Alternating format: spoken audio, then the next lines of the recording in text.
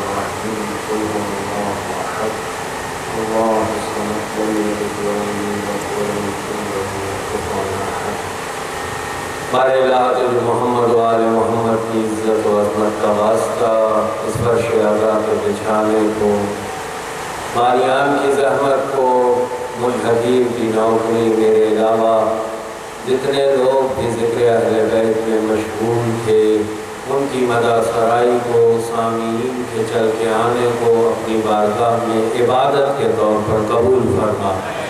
اے اللہ، محمد و آل محمد کے صدقے، فرش اعلیٰ کے صدقے، ماہ محرم کے صدقے، سید الشہداء کے صدقے تمام پریشان حالوں کی پریشانیاں دور فرما، تنگستوں کو وسیع رزق عنایت فرما، بے روزگاروں کو روزگار عنایت فرما، حج و زیارات کے متمنی افراد کو بامعرفت حج و زیارات نصیب فرما، بے جرم اسیروں کو رہائی کی خبر عنایت فرما، خصوصاً وہ تمام اسیر جو آزاداری سید الشہداء کی خاطر کسی بھی وجہ سے پابند سلاسل ہیں بار الہ، ان کی رہائی کا اہتمام فرما۔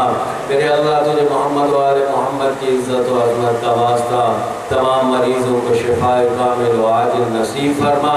محمد و آل محمد کی عزت و عظمت کا واسطہ فرش اعلیٰ کے وارث کے ظہور میں تعجیل فرما، ہمیں آپ کے اعوان و انصار میں شمار فرما، حضرت کے قدموں میں شہادت کی موت نصیب فرما۔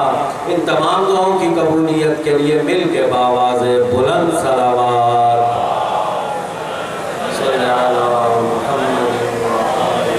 محمد وعجل فرجہ۔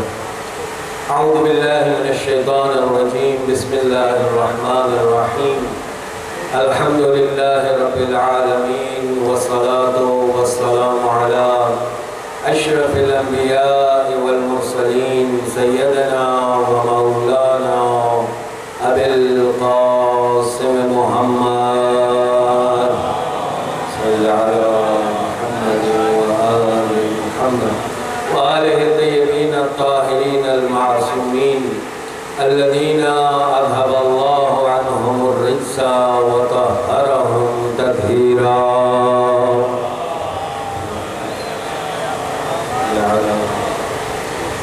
واللعنة الدائمة على أعدائهم يوم عداوتهم إلى قيام يوم الدين، أما بعد، فقد قال الحكيم في محكم كتابه: أفمن يهدي إلى الحق أحق أن يتبع أمن لا يهدي إلا أن يهدى فما لكم كيف تحكمون۔ صلوات پڑھیں محمد و آل محمد۔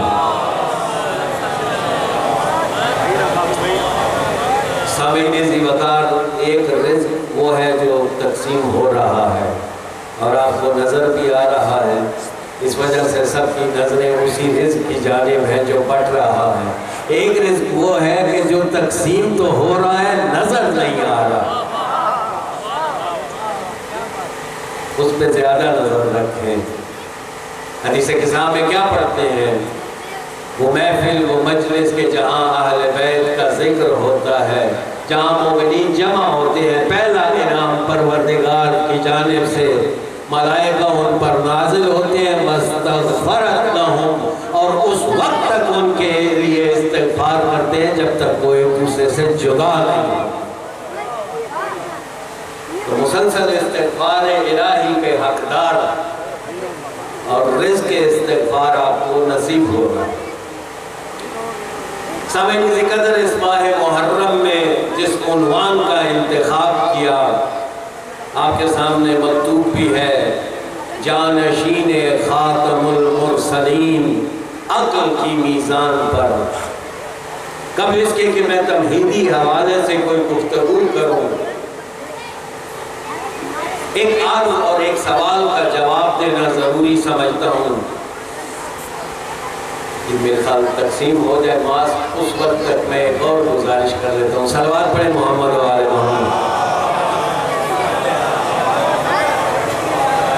تمام احباب سے یہ التجا ہے کہ کل سے انشاءاللہ ٹھیک جیسے آج آپ احباب پر وقت تشریف لائے ہیں، کل سے آپ ٹھیک 8 بجے کوشش کروں گا کہ میں اس ممبر پر بیٹھ جاؤں، چونکہ بزرگوں کا فرمان ہے کسی اور جگہ بھی پہنچنا ہے کہ جتنا آپ تاخیر سے آئیں گے اتنا ہم آپ کے ساتھ گفتگو کم کر سکیں گے۔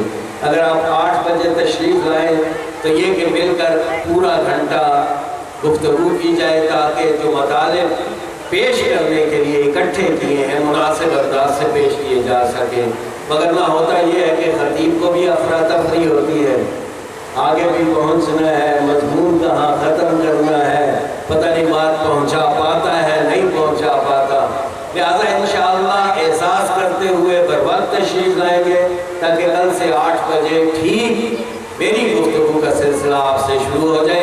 ایک دفعہ تائید کی خاطر بلند آواز سے صلوات پڑھیں۔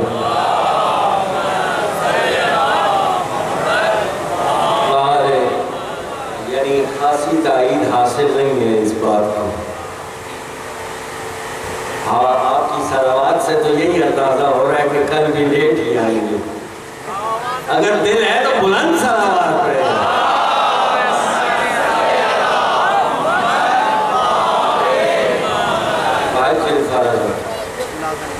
بس جانشینی خاتم المرسلین و خاتم النبیین عقل کی میزان پر۔ گفتگو سے پہلے ایک سوال سامنے آتا ہے کہ جو اکثر ممکن ہے کسی کی جانب سے ہو۔ دیکھیے یہ جانشینی مصطفیٰ کب ہوئی؟ اس وقت جب رسول خدا اس دنیا سے پردہ فرما چکے، یعنی آپ 1400 سال پہلے کے قصے کو دوبارہ پیش کرنا چاہ رہے ہیں، جس کا آج ہماری زندگی پر کوئی اثر کوئی فائدہ نہیں ہے۔ ایسا مسئلہ پیش کیجئے کہ جس کا آج کی زندگی کے ساتھ آج کے زمانے کے ساتھ تعلق ہو، اور دوسرا آج کے جب امت اسلامی کو وحدت اور اتحاد کی ضرورت ہے، کیوں ایسے موضوع پر گفتگو کی جائے کہ جس کے نتیجے میں اختلاف اور افتراق پھیلے؟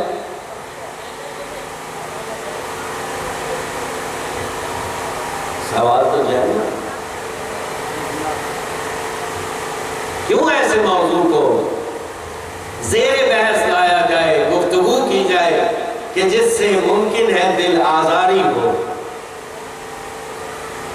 ظاہر ہے حق کڑوا تو ہوتا ہے نا سائن، سچ کڑوا تو ہوتا ہے۔ ممکن ہے بعض احباب کو پسند نہ آئے۔ عزیزان گرامی، اس سوال کے سلسلے میں 2 گزارشات کر کے اپنے موضوع کی جانب بڑھوں۔ سب سے پہلے تو یہ عرض کر دوں ہر خاص و عام کے لیے، ولایت و جانشینی مصطفیٰ کا مسئلہ زمان مصطفیٰ تک محدود نہیں، یہ 1400 سال پہلے کا مسئلہ نہیں ہے، اس مسئلے کا تعلق آج کے زمانے سے ہے۔ کیوں آج کے زمانے سے؟ حدیث مصطفیٰ ہے کہ من مات ولم یعرف امام زمانے ہی مات میتۃ جاہلیہ، کہ جو مر گیا اور اپنے زمانے کے امام اپنے زمانے کے اولی الامر کو نہ پہچانتا ہو، وہ جاہلیت کی موت مرا۔ اب مسلمان 2 حصوں میں تقسیم ہوئے۔ ایک طبقہ وہ تھا جو یہ کہنے لگا کہ رسول نے اپنے بعد کوئی انتظام نہ فرمایا،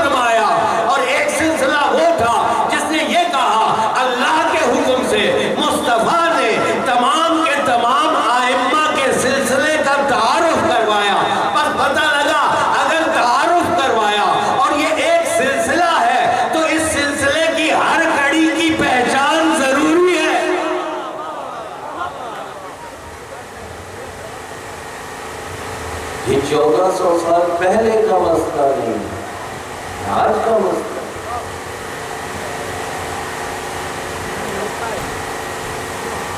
عزیزان گرامی، یہ جو بشریت اسلام ہی کے نام پر مختلف قسم کی ثقافت اور مختلف قسم کی تہذیبوں کو دیکھتی ہے، یہاں اسلام کے نام پر لوگوں کے گلے کاٹے گئے، یہاں اسلام کے نام پر لوگوں کو پانی کے اندر زندہ ڈبویا گیا، یہاں اسلام کے نام پر لائنیں لگا کر اور جسموں پر بم باندھ کر لوگوں کو اڑایا گیا، یہاں اسلام کے نام پر زہریلے جانوروں سے کٹوا کر اسلام کی شکل پیش کی گئی۔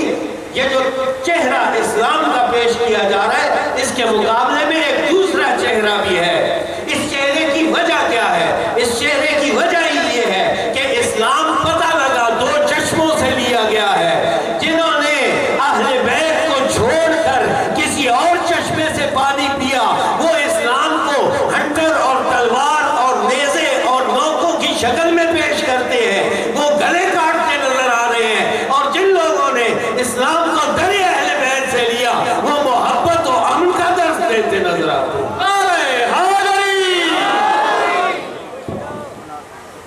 ضروری ہے پہچانے اسلام لینا کا مسئلہ، بس یہ 1400 سال کا مسئلہ نہیں، یہ آج کا مسئلہ ہے۔ اور پھر ہم نے کہا دو نقطہ نظر ہیں ہمارے لیے، ہر نقطہ نظر محترم اپنی جگہ۔ وہ لوگ کہ جو یہ کہتے ہیں کہ رسول نے امت کے ذمے اس کام کو دے چھوڑا تھا، یعنی وہ رسول کے بعد کی امت کو اس قدر سمجھدار سمجھتے ہیں کہ وہ انتخاب کر سکتی تھی۔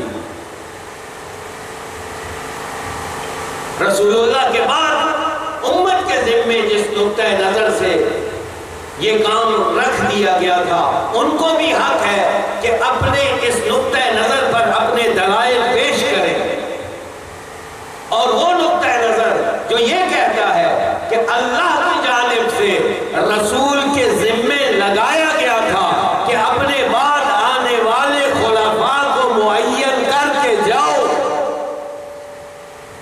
انہیں بھی حق ہے وہ پیش کریں۔ ہماری آنے والی نسلوں کی تعلیم کا اہتمام کہاں پہ ہوتا ہے؟ اسی فرش رضا پہ۔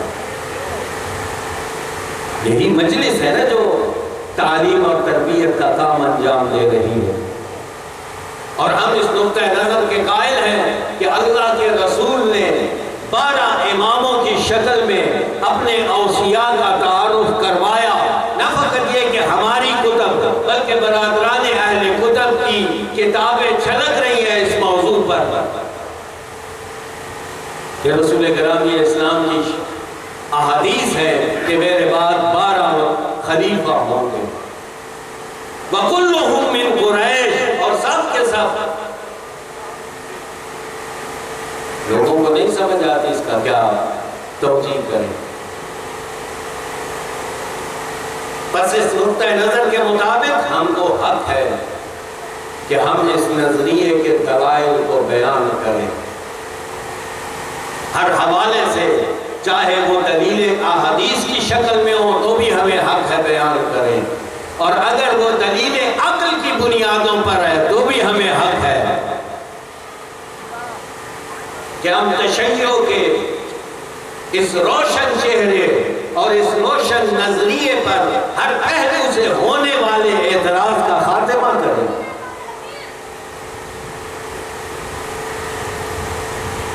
ہاں، اور دوسری بات رہی بات یہ کہ امت کو اس وقت وحدت کی ضرورت ہے۔ کیوں ایسا موضوع انتخاب کیا جائے کہ جس موضوع میں دل آزاری ہے، کہ جس موضوع میں امت تفریق میں پڑتی ہے۔ عزیزان گرامی، یہ تشیع کی تاریخ اور افتخار ہے کہ جب بھی وحدت کی آواز کہیں سے اٹھی تو وہ وہی خیمہ اور وہی مکتب تھا جو ائمہ اہل بیت سے سیراب ہوتا ہے۔ اگر وحدت کی آواز اٹھی، خمینی بت شکن نے اٹھائی۔ اگر سرزمین پاکستان پر وحدت امت کے لیے قربانیاں دی تو وہ اس وقت نے دی، کیونکہ ہمیں اپنے مولا کی سیرت میں دیکھا ہے کہ باوجود اس کے کہ نہج البلاغہ میں اپنے حق کے چھن جانے کا اظہار بھی کرتے ہیں، لیکن وہی امیر المومنین ہے کہ خلیفہ اگر مشورہ مانگتا ہے تو اس کی رہنمائی بھی کرتے ہیں، اس قدر رہنمائی کرتے کہ بعض لوگوں نے تو اپنے موقف اور اپنے نقطہ نظر کے سچے ہونے پر اس بات کو دلیل بنا لیا کہ دیکھو ان کے کیسے پیارے رشتے ہیں، یہ سمجھ نہ پائے۔ اے سطحی اور سرسری نگاہ رکھنے والے، علی کی نظر میں حق چھن جانا اپنی جگہ مسلم ہے، لیکن علی کی نظر میں ایک اور مقصد ہے، وہ ہے اسلام کی بقا۔ علی تلوار نہیں اٹھاتا اس وجہ سے کہ علی کو اشہد ان محمد رسول اللہ کی آواز سے پیار ہے۔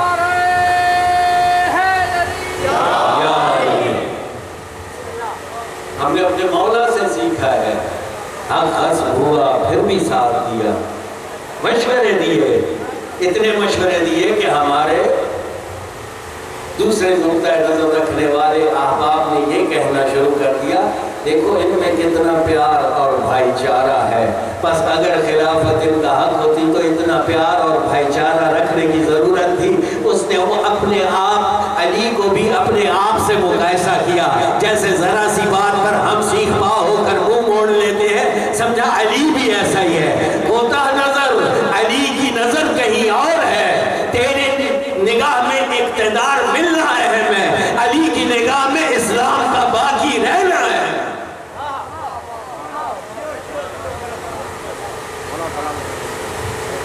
علی کی اور نگاہ، ہم تو آئمہ کے ماننے والے پیروکار ہیں، ہمارے مکتب سے ہی، ہمارے مذہب سے ہی ہمیشہ وحدت کی آواز اور ندا اٹھی۔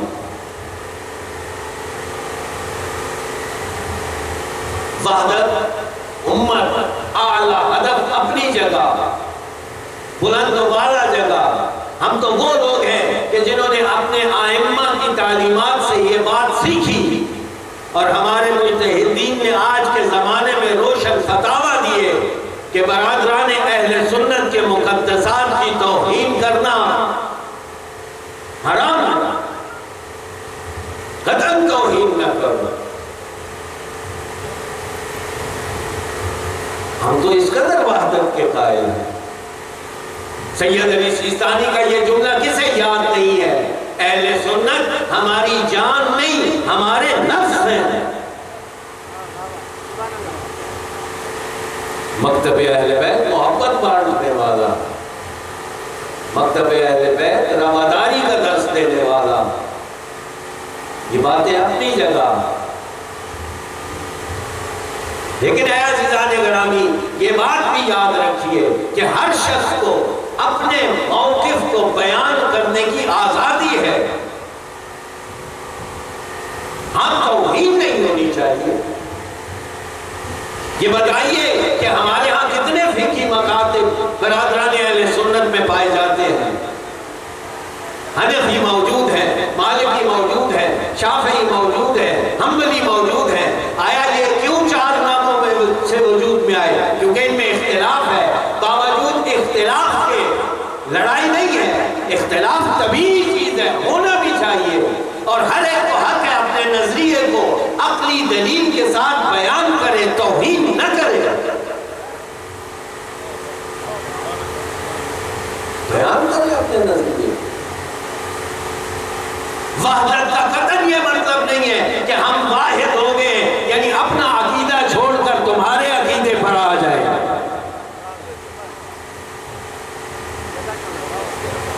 وحدت یہ ہے کہ میرا اپنا عقیدہ، تمہارا اپنا عقیدہ، باوجود اختلاف عقیدہ ہم ایک اعلیٰ ہدف کے لیے، ایک اعلیٰ مقصد کے لیے مل کر چلیں۔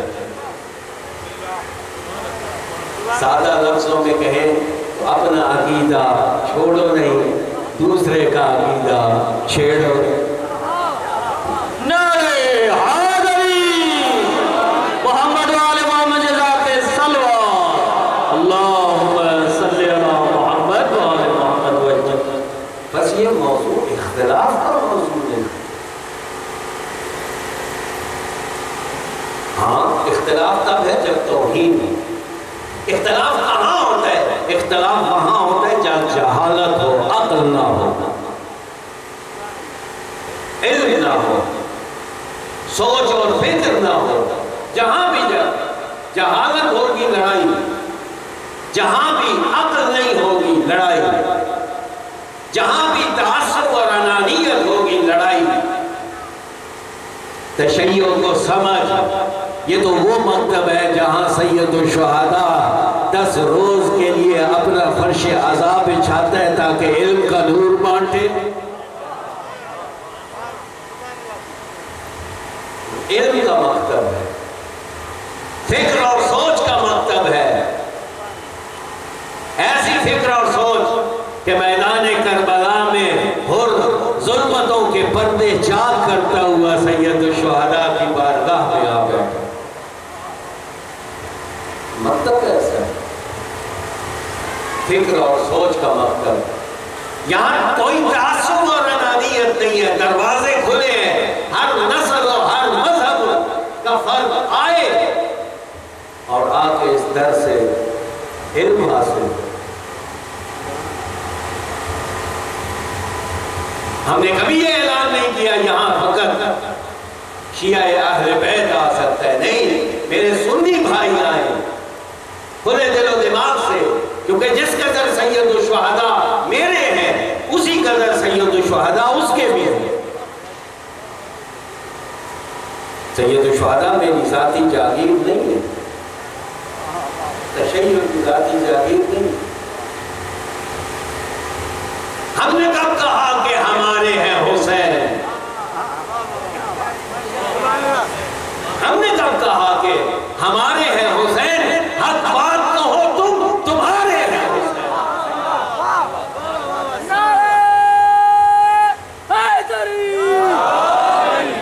تو حق بات کی بات ہے، آپ حق بات کیجئے حسین آپ کی۔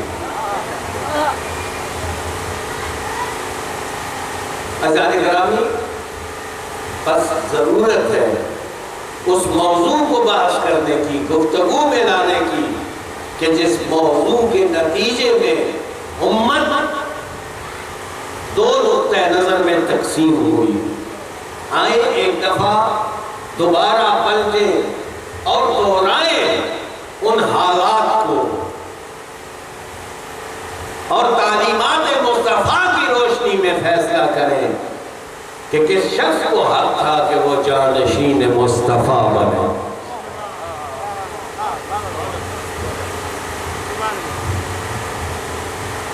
عزیزان گرامی، بس موضوع جانشین خاتم النبیین عقل کی میزان پر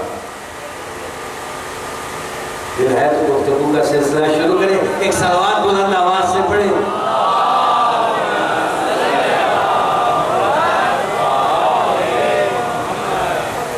آج پنکھے کی ہوا ناراض ہے، کافی تکلیف دے رہی ہے، پھر صلوات پڑھیں بلند آواز سے۔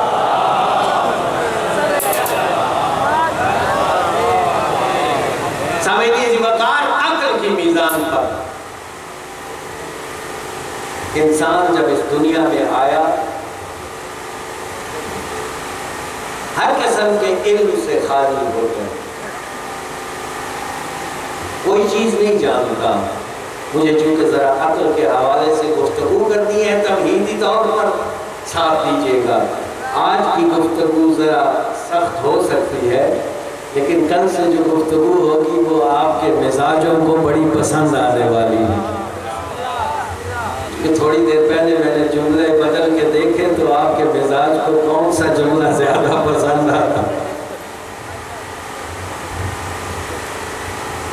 انسان جب دنیا میں آیا خالی ذہن، ہاں اس کی فطرت میں ضرور علم رکھ دیا گیا تھا، یہ ایک علیحدہ مسئلہ ہے جو بحث کیا جائے۔ معلومات سے خالی.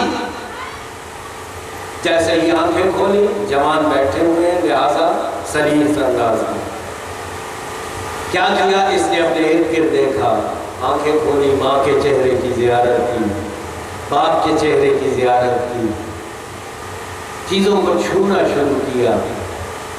کبھی اس کو یہ سخت ہے، کبھی اس کو یہ نرم ہے. ان حواس کے ذریعے سے اس نے علم حاصل کرنا شروع کیا، اپنے ذہن میں تصویریں کھینچنی شروع کی. پیاس لگے تو پانی کی تصویر اس کے ذہن میں آتی ہے، ماں کو دیکھتا ہے تو اس کی تصویر اس کے ذہن میں ہے. ہر عورت کی طرف لپک کر نہیں بڑھتا، جیسے ہی ماں سامنے آتی ہے لپک کر بڑھتا ہے، آواز سنتا ہے، خوش ہو جاتا. بس اس نے علم حاصل کرنا شروع کیا. اس علم کو حسی علم کہا جاتا ہے، جو حواس خمسہ سے حاصل کرتے ہیں. اس علم میں انسان اور حیوان دونوں مشترک ہیں. حیوان کا بھی بچہ جب پیدا ہوا اس نے اپنی ماں کو دیکھا، حیوان کے بچے نے بھی فضا کو دیکھا، حیوان کے بچے نے بھی گھاس کو دیکھا. اس کے اندر یہ علم آ گیا، یہ گھاس ہے، کھانا ہے، یہ ماں ہے، اس کے ساتھ رہنا ہے. پس علم حسی میں پہلا علم کا درجہ جو انسان کو بھی حاصل اور حیوان کو. اس کے بعد دوسرا مرحلہ علم خیالی، یعنی وہ جو ذہن میں انسان نے تصویریں اکٹھی کی مختلف چیزوں کی، ان کو آپس میں مقایسہ کرتا ہے، اور مقایسہ کرنے کے بعد فیصلہ کرتا ہے. کیا فیصلہ؟ یہ قلم اس قلم سے موٹا ہے، یہ شہر اس شہر سے بڑا ہے، یہ چھوٹا وہ بڑا.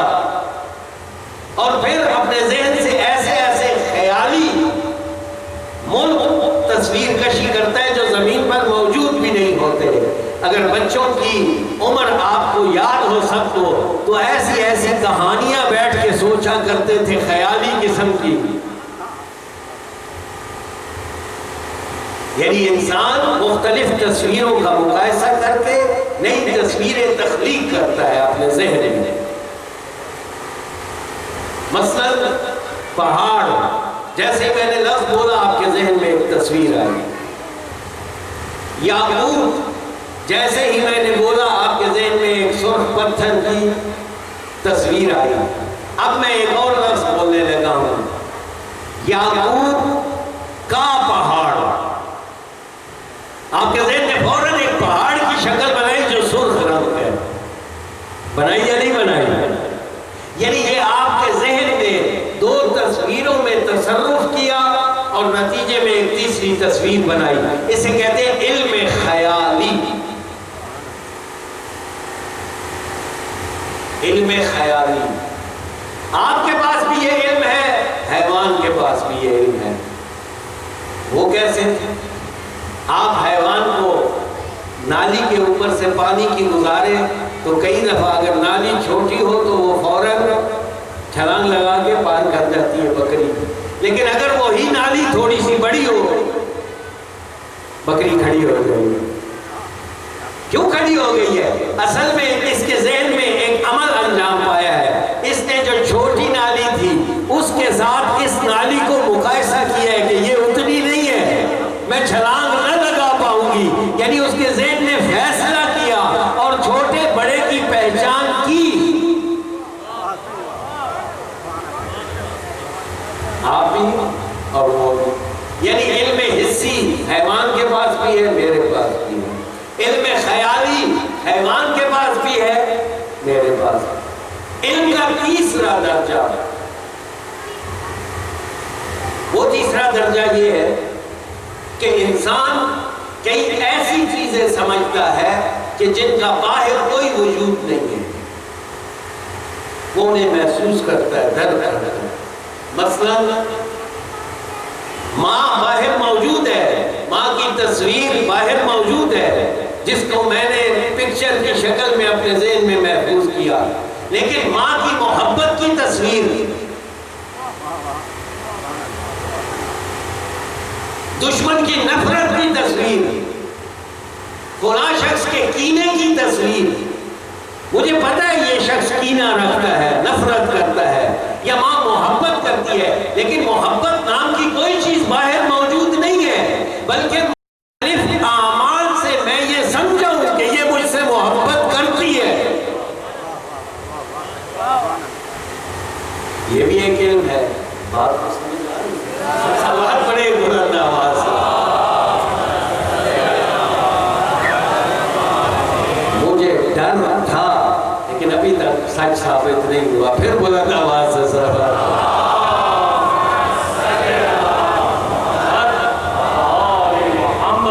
بس کتنے درجے ہو گئے علم کے؟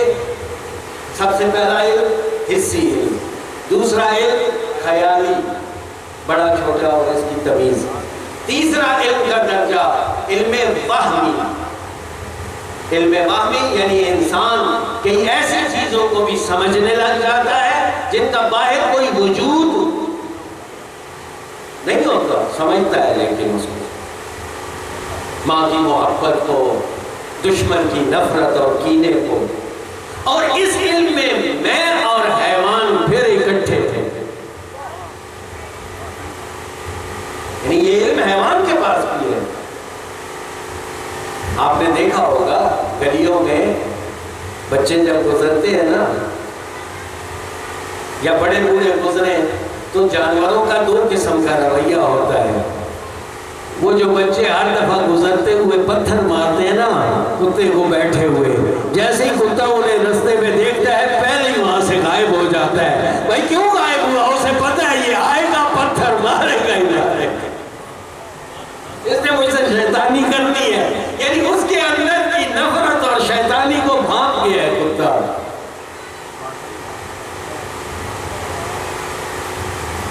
ایسی چیز کو کہ جو موجود نہیں ہے۔ ہمارے گھر میں بڑے بزرگ ہوتے ہیں، مرغیاں ان کے پاس پھرتی رہتی ہیں، چارپائی کے کبھی ادھر سے گزر رہی ہوتی ہے کبھی ادھر سے، کیوں؟ اسے پتہ ہے بزرگ نے چھیڑنا نہیں ہے۔ لیکن یہی بچے اگر گھر میں چارپائی پہ بیٹھے ہو، مرغی کی جرأت نہیں ہے، چونکہ پتہ ہے جس طرح میں شرارتی ہوں یہ بھی شرارتی۔ بچے کو تجسس ہوتا ہے، وہ مرغی شروع میں دیکھتا ہے ادھر پکڑتا ہے، دبوچ کے پاس بٹھا دیتا ہے۔ جانوروں سے بھاگتا ہے ایسے بچوں سے۔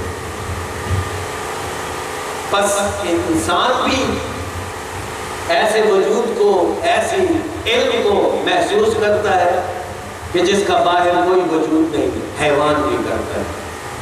یہ تین علم کے درجے وہ ہیں کہ جس میں انسان اور حیوان اکٹھے ہیں۔ ایک درجہ اس کے بعد جسے علم اکمل کہا جاتا ہے، علم اکمل، کہ جہاں انسان اور حیوان جدا ہوتے ہیں، کہ جس درجے کی وجہ سے بنی آدم کو شرف حاصل ہے۔ وہ کیا؟ وہ یہ کہ انسان مختلف حاصل کی ہوئی معلومات سے ایسے قوانین ایجاد کرتا ہے، ایسے قانون بناتا ہے کہ جو حیوان کے بس میں نہیں، ایسی چیزوں کو ترک کرتا ہے، کلیات کو جزیات سے کلیات بناتا ہے۔ جیسے ایک اصول ہے، پانی ہمیشہ اوپر سے نیچے آتا ہے، پانی ہمیشہ اوپر سے نیچے آتا ہے، یہ قانون ہے۔ اب بھیڑ بکری کو نہیں پتا کہ پانی اوپر سے نیچے آتا ہے یا نیچے سے اوپر جاتا ہے، اسے یہ پتا ہوتا ہے کہ یہ پانی کی چھوٹی نالی ہے، وہ بڑی نالی، بس۔ وہ قانون نہیں بنا سکتی بھیڑ بکری، لیکن انسان قانون بناتا ہے۔ یا یہ قانون کہ ہمیشہ کل جز سے بڑا ہوتا ہے۔ مثلا ایک لوٹا کہ جس کی ٹوٹی اس قدر لمبی ہو، وہ لوٹا بڑا ہے یا ٹوٹی بڑی ہے؟ ٹوٹی بڑی ہے نا، ٹوٹی لوٹا نام ہے ایسے ظرف کا جو ٹوٹی سمیت ہو، اور ٹوٹی جتنی بھی بڑی ہو جائے لوٹے کا حصہ ہے، لوٹا بڑا ہے ٹوٹی نہیں بڑی، جبکہ عام طور پر کیا کہا جائے گا ٹوٹی بڑی ہے، لوٹا اس پورے مجموعے کا نام ہے، یعنی کل ہمیشہ اپنے جز سے بڑا ہوتا ہے، کل ہمیشہ اپنے جز سے بڑا ہوتا ہے، قانون بن گیا، بس انسان کا ذہن قانون بناتا ہے، معاشرتی قوانین بنائے ہیں، کیسے مل جل کے رہنا ہے، کیسے ایک دوسرے کے حقوق کا خیال رکھنا ہے، زمین ہے اس کے متعلق قانون، معاملات ہیں ان کے متعلق قانون، لین دین کا قانون، یہ قانون سازی کا مرحلہ انسان کے ساتھ مخصوص ہے اور کسی کے ساتھ نہیں، اور یہ کام کون انجام دیتا ہے؟ عقل، عقل انجام دیتی ہے، یہ عقل کا مرتبہ اور عقل کا درجہ ہے کہ وہ جزئیات سے کلیات اخذ کرتی ہے، قانون بناتی ہے۔ سامعین ذی قدر، یہ عقل وہ نعمت ہے کہ جو اللہ کی مخاطب اول ہے، اللہ نے جس مخلوق کو پہلی دفعہ خطاب کیا اس کا نام عقل کل ہے، یا وجود مصطفیٰ کہیں،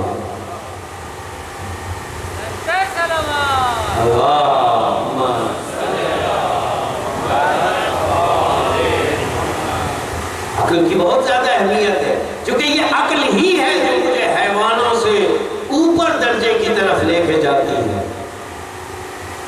مجھے جدا کرتی ہے حیوان سے۔ قرآن مجید میں نے کہا نا عقل پہلا مخاطب ہے اللہ کی جانب سے، جب خدا قرآن مجید میں مومنین کو، لوگوں کو مخاطب کرتا ہے تو وہ کس چیز کو مخاطب کرتا ہے؟ انسان کی آنکھوں کو مخاطب نہیں کرتا، انسان کے کانوں کو مخاطب نہیں کرتا، انسان کی عقل کو مخاطب کرتا ہے۔ یہی وجہ ہے قرآن مجید میں 49 مرتبہ مختلف طریقے سے لفظ عقل کا استعمال ہے۔ اِنَّا أَنزَلْنَاهُ قُرْآنًا عَرَبِيًّا لَعَلَّكُمْ تَعْقِلُونَ، ہم نے یہ قرآن عربی زبان میں تمہاری جانب بھیجا تاکہ تم عقل کرو، سوچو، سمجھو۔ عقل انسانی اللہ کا مخاطب ہے، اہمیت اس قدر زیادہ ہے کہ مختلف آیات میں قرآن میں کبھی تذکر اور ذکر کے نام کے ساتھ استعمال ہوا، کبھی تفکر اور تدبر کے ساتھ لفظ استعمال ہوا۔ سخر لکم ما فی السماوات و ما فی الارض، اس اللہ نے تمہارے لیے جو کائنات میں ہے مسخر کیا، لیل و نہار، سورج کا آنا جانا، چاند کا نکلنا، اور یہ ستارے مسخرات بامرہ، ان فی ذلک لآیات لقوم یعقلون۔ ان تمام چیزوں کو خلق کرنے کا مقصد کیا ہے؟ کہ ان تمام چیزوں میں نشانیاں ہیں، کن لوگوں کے لیے؟ ان لوگوں کے لیے جو یعقلون، عقل کرتے ہیں، عقل رکھتے ہیں۔ گوہر عقل انسان کی قیمتی ترین متاع تحفہ ہے، قیمتی ترین متاع عقل، سوچنا، سمجھنا۔ قرآن مجید میں وہ لوگ جو عقل نہیں کرتے، سوچتے نہیں ہیں، مذمت ہے ان کی۔ ان الشر الدواب، عجیب لفظیں استعمال ہوئی ہیں قرآن میں، بدترین حیوان ان اللہ، اللہ کے نزدیک کون سے ہے؟ الصم والبکم الذین لا یعقلون، اللہ کی نظر میں بدترین حیوان وہ گونگے اور بہرے ہیں کہ جو سوچتے نہیں ہیں۔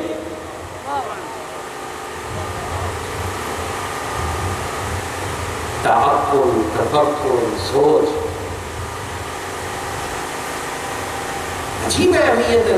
انسان جب قرآن آیات کا مطالعہ کرتا ہے، قرآن مجید میں جنتیوں اور جہنمیوں کا مختلف جگہ مکالمہ ہے، بات چیت ہے آپس میں. قرآن کی مختلف آیت میں ایک دوسرے سے سوال پوچھتے ہیں. جیسے قرآن مجید میں جنتی جہنمیوں سے پوچھیں گے ما سلککم فی السقر، تمہیں جہنم میں کس چیز نے لا ڈال دیا؟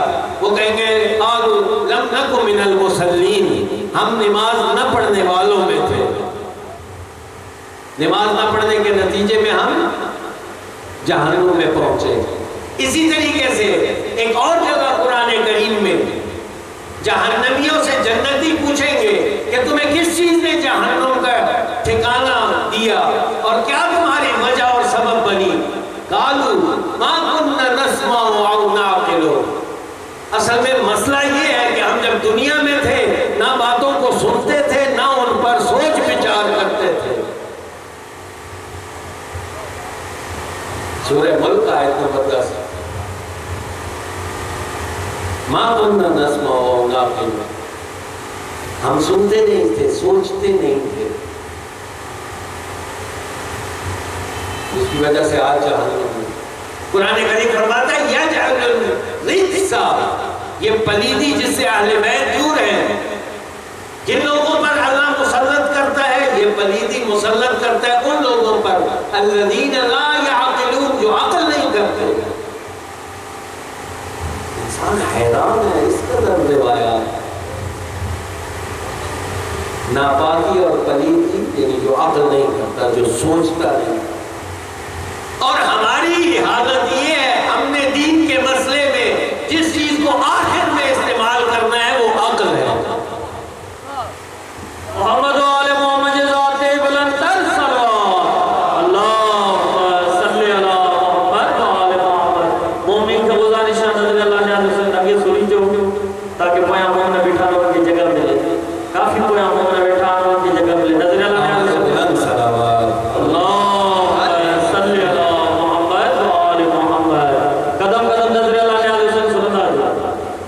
صلوات نبی کرو. اللہم صلی علی محمد و آل محمد. قدم قدم اللہم صلی علی محمد و آل محمد وعجل فرجہ.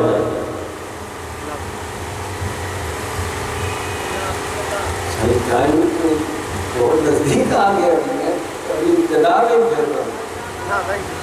اذان کرام میں اس مطلب پر خصوصاً زور دے رہا ہوں. ہماری 4 بنیادی کتابیں ہیں حدیث کی.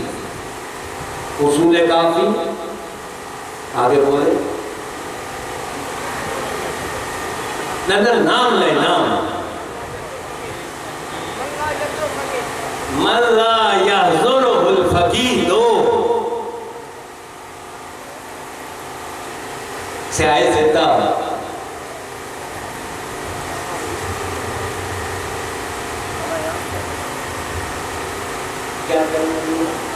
الاستبصار. اور چوتھی تہذیب الاحکام.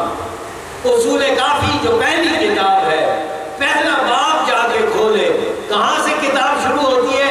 کتاب العقل والجہل. روایات جا کر پڑھیے. اول ما خلق اللہ العقل، جس چیز کو سب سے پہلے اللہ نے خلق کیا وہ عقل ہے.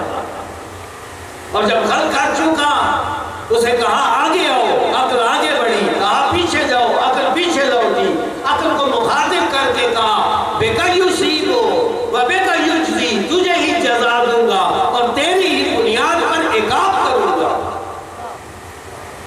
ہر انسان کو اس کی عقل کے معیار کے مطابق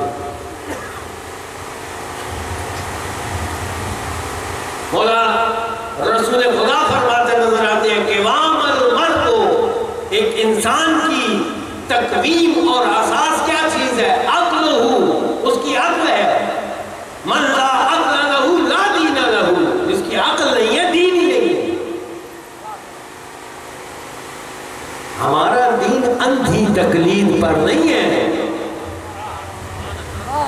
بھائی، عقل استعمال کرنے سے وہ ڈرے جو جواب نہ دے سکتے ہو۔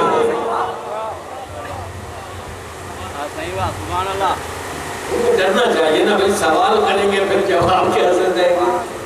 بابا آپ کے مکتب کی آبیاری ان 14 نورانی شخصیتوں کے ہاتھوں ہے کہ جہاں سلونی سلونی قبلان تفقدونی کا دعویٰ ہے۔ مکتب اہل بیت، مولا امیر المومنین فرماتے العقل اساس المؤمن، مومن کی اساس اور بنیاد عقل ہے۔ مومن عقل استعمال کرتا ہے، عقل کو کام میں لاتا ہے، بنیادی قوت۔ ان للہ حجتین، اللہ کی 2 حجتیں ہیں خدا پر بندے کی، خدا کی جانب سے بندے کے لیے 2 حجتیں قرار دی ہیں۔ کون کون سی 2 حجتیں؟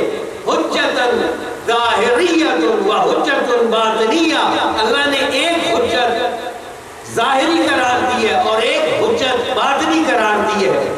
حجت ظاہری کون ہے؟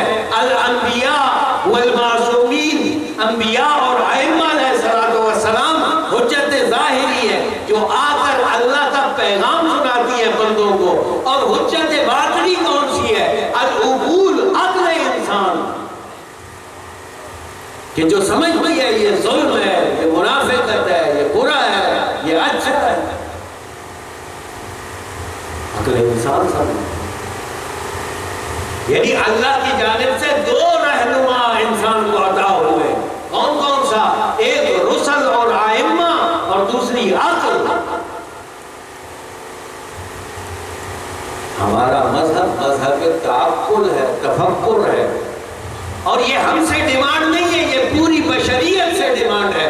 قرآن جگہ جگہ خطاب کر کے کہتا ہے، وہ جو آیہ کریمہ میں نے آپ کے سامنے پڑھی کیا کہتی ہے؟ أَفَمَنْ يَهْدِي إِلَى الْحَقِّ أَحَقُّ أَنْ يُتَّبَعَ أَمَّنْ لَا يَهِدِّي إِلَّا أَنْ يُهْدَى فَمَا لَكُمْ كَيْفَ تَحْكُمُونَ۔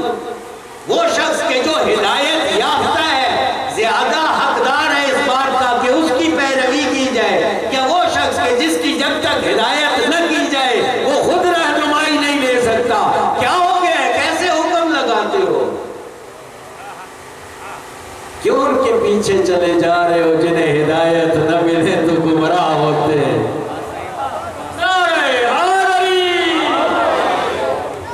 عقل انسان۔ میدان گرامی، ایک اور حدیث تھی جس کو میں بیان کرنا چاہتا تھا، لیکن کل کے دن کے موضوع سے رابطے کے لیے مطلب ہے وہ رہ جائے گا۔ جناب ختمی مرتبت نے عاقل کی 10 صفتیں بیان کی ہیں۔ کس شخص کو عاقل کہا جاتا ہے، پہچاننا ہو تو 10 صفات ہے عاقل کے لیے۔ اب وہ حدیث بیان کرنے کا، ایک حلم، جاہل کے مقابلے میں ہمیشہ حلیم ہوگا عاقل۔ دوسرا، ظلم پر معاف کرنے والا عاقل ہوگا۔ تیسرا، اپنے چھوٹے کے سامنے تواضع کرنے والا عاقل۔ چوتھا، اپنے سے بہتر سے خیر حاصل کرنے پر میں سبقت لینے والے کو عاقل کہتے ہیں۔ عاقل کون ہے؟ اذا اراد ان یتکلم تدبر، جب بات کرنے لگتا ہے سوچ کے بات کرتا ہے۔ اگر خیر ہو تو بات کرتا ہے، غنیمت پاتا ہے، اور اگر شر ہو چپ ہو جاتا ہے، سالم رہتا ہے۔ اذا اوردت الفتنہ، جب فتنے میں مبتلا ہوتا ہے اللہ کی پناہ مانگتا ہے، اپنے ہاتھ اور اپنی زبان کو فتنے سے روک کے رکھتا ہے۔ عاقل وہ ہے جس کی حیا کبھی ختم نہیں ہوتی، با حیا ہے۔ یہ نشانیاں روایات میں بیان کی گئی ہیں ایک عاقل شخص کو۔ بس عقل وہ جوہر ہے، وہ گوہر ہے کہ جس کی بنا پر انسان حیوان سے بڑھتا ہے، جس کی بنا پر اسے کائنات میں سید و سرداری ملی۔ پر قسمت یہ ہے کہ جس مکتب میں عقل کے حوالے سے اس قدر روشن تعلیمات ہیں، اسی مکتب میں عقل چھوڑ کے اندھی تقلید شروع ہوئی ہے، اندھی پیروی، اندھی۔ عزیزان گرامی، اب کڑوی بات کرنے لگا ہوں، باہر کڑوی ہو نہ ہو، اندر کڑوی ہے۔ تاریخ اسلام میں بعض مفاہیم بدل کے رکھ دیے گئے، مطلب کچھ تھا، بنا کچھ دیا گیا۔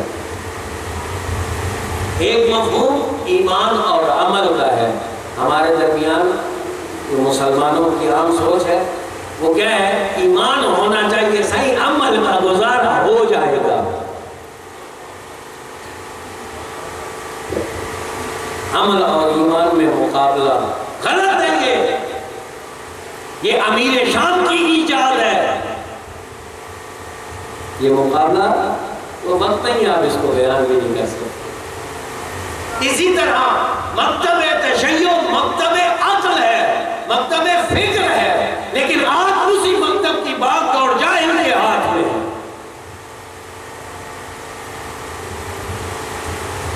جتنا بڑا جاہل جتنی بڑی جہالت کا مظاہرہ یہاں کے آ کے کرے، اتنا بڑا نعرہ حیدری۔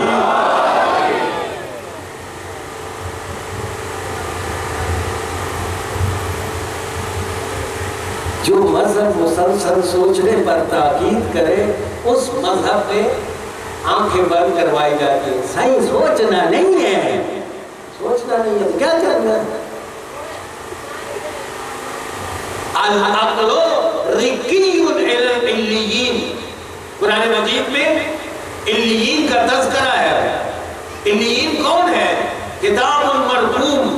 علیین ایک لکھی ہوئی کتاب ہے کہ جس پر برگزیدہ لوگوں کا تذکرہ ہے۔ علیین میں جو شامل ہونا چاہتے ہیں، مولا امیر فرماتے ہیں علیین تک پہنچنے کی سیڑھی کا نام ہے عقل۔ استعمال عقل کو استعمال ہے، اور عقل کے مقابلے میں کیا ہے؟ عقل کے مقابلے میں ہے اندھی تقلید، ماں باپ کی اندھی تقلید، اپنے گروہ کے بڑوں کی اندھی تقلید۔ عزیزان گرامی، یہ دوسروں کے ذمے اپنے فیصلے کرنا کوئی ممدوح چیز نہیں ہے، کوئی اچھی چیز نہیں ہے۔ خدا ہر انسان کو آزاد فکر دیکھنا چاہتا ہے۔ سوچو، اور ہم نے اپنی سوچ کو مخصوص کر دیا ہے کس کے لیے؟ اپنی دنیا کے لیے۔ ٹماٹر اچھے اور برے پہچان کے لیے آتے ہیں، لیکن دین کے مسئلے میں کبھی فکر سوچ سے کام ہی نہیں لیا۔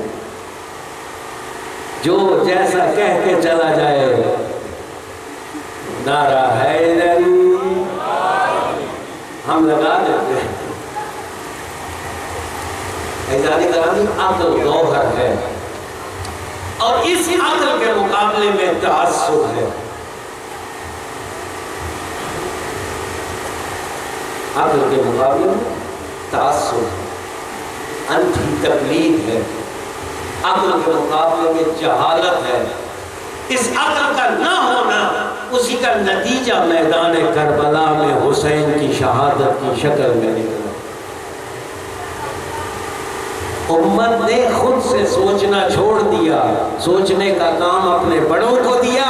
بڑوں نے لالچ کے نتیجے میں، بڑوں نے خاندانی تعلقات کے نتیجے میں زہرا کے لال کو کربلا کے میدان میں تنہا چھوڑ دیا۔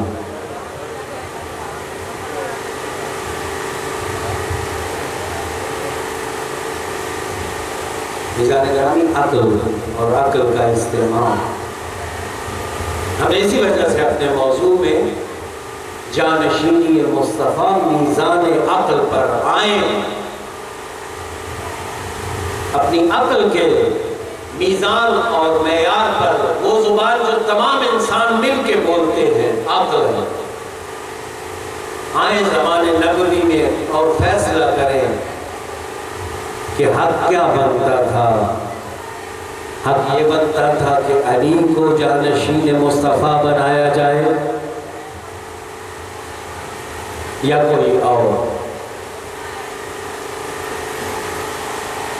عزیزان گرامی، اس وقت عقل کا استعمال کیا جاتا، تعصب نہ برتا جاتا تو آج میرا کربلا کا امیر خاک نشین نہ ہوتا۔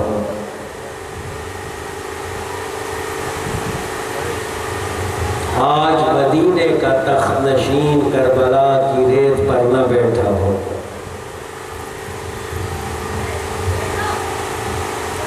دو محرم کی رات ہے، تاریخی روایات میں 2 محرم کو میرا مظلوم امام میدان کربلا میں پہنچا۔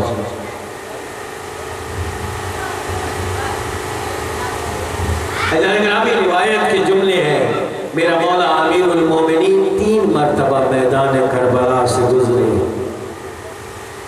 صفین کی جنگ پر اور پھر نہروان کی جنگ میں۔ اور روایت کہتی ہے مر امیر المومنین بے کربلا، جب امیر المومنین کربلا سے گزرے نا اپنے صحابیوں کے ساتھ، اغرورکت عیناہ بالبکا، امیر المومنین کی آنکھوں سے مسلسل آنسو ٹپکنے لگ پڑے۔ صحابہ نے پوچھا یا امیر المومنین کس بات نے آپ کو رلا دیا ہے؟ امیر المومنین نے ایک دفعہ صحابہ کو مخاطب کر کے کہا، ہا ہونا مناخ و رکابہم، ہا ہونا ملکر حالہم، ہا ہونا تحرق دماؤہم، یہ وہ جگہ ہے جہاں ان کی سواریاں آ کر اتریں گی، یہ وہ جگہ ہے جہاں ان کا سامان اتارا جائے گا، یہ وہ میدان ہے کہ جس کے اندر ان کا خون بہایا جائے۔ اجرکم اللہ۔ عزیزان گرامی، ہمارے استاد محترم کہا کرتے تھے معرفت کو بڑھاؤ، انتظار نہ کیا کرو کہ مصائب خان یہ مصیبت پڑھے کہ علی اکبر کے سینے میں برچھی لگی، کیسے بوڑھے باپ نے اس برچھی کو کھینچا۔ انتظار نہ کیا کرو کہ برچھی کا مصائب آئے گا تو میں رہوں گا، نہیں، اپنی معرفت اور محبت کو بڑھا۔ کیا اتنا غم اور مصیبت کافی نہیں؟ مدینے کا آباد سلطان کربلا پہ خاک نشین۔